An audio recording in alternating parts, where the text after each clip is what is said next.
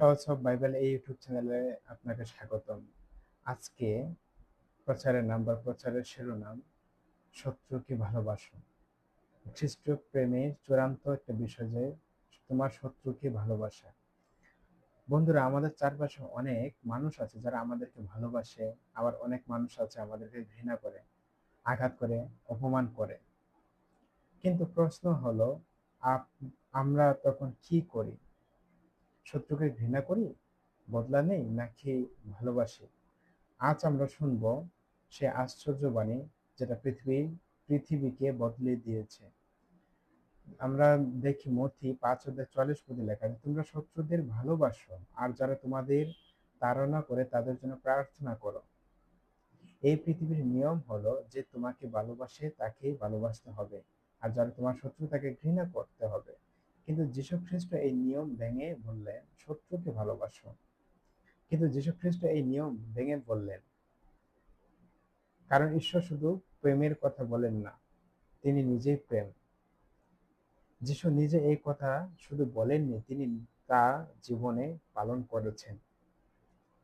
তিনি যাদের দ্বারা ক্রুশবিদ্ধ হয়েছিলেন তাদেরকেও তিনি ক্রুশে বসে ক্ষমা করেছিলেন। যা আমরা লোক লিখিত সুসমাচারে 23 অধ্যায় 34 পদে লিখেছে, হে পিতা, আপনি এদের ক্ষমা করুন, কারণ এরা কি করছে তা জানে না। এটাই হলো সত্যিকারের ভালোবাসা। ভালোবাসা মানে শুধু আবেগ নয়, এটা সিদ্ধান্ত, একটি সিদ্ধান্ত, ক্ষমার, প্রার্থনার, শান্তির। হালেলুয়া। ধরুন কেউ আপনাকে অপমান করলো বা পেছনে ষড়যন্ত্র করলো বা আপনার ক্ষতি করলো, আমাদের মন তখন প্রতিশোধ চায় যে আমিও তার ক্ষতি করব। কিন্তু ঈশ্বর চান আপনি তার জন্য প্রার্থনা করুন, যেন তারা আলোর পথ দেখে, তারাও যেন মন পরিবর্তন করে।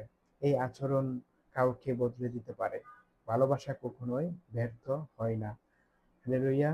বন্ধুরা, খ্রিস্টের অনুসারী হওয়া মানে শুধু প্রার্থনা বা গান নয়। এটা এটা মানে অসাধারণ ভালোবাসা দেখানো, যেটা কেউ পারে না। যেকোনো পরিস্থিতিতে প্রেম দেখানো, ভালোবাসা দেখানো। তোমার শত্রুকে ভালোবাসা। এর মাধ্যমে তুমি দেখাও তুমি কার সন্তান। কারণ তোমার স্বর্গীয় পিতা ভালো আর মন্দ দুইয়ের মধ্যেই কিন্তু সূর্য ওঠা। আজও যদি এমন কেউ থেকে থাকে যার প্রতি তোমার ঘৃণা, রাগ, তাহলে আজ তাকে ক্ষমা করো, তার জন্য বরং প্রার্থনা করো। তোমার হৃদয় হালকা হবে, তোমার আত্মা আলোকিত হবে। এটাই খ্রিস্টের পথ, এটাই প্রেমের বিজয়।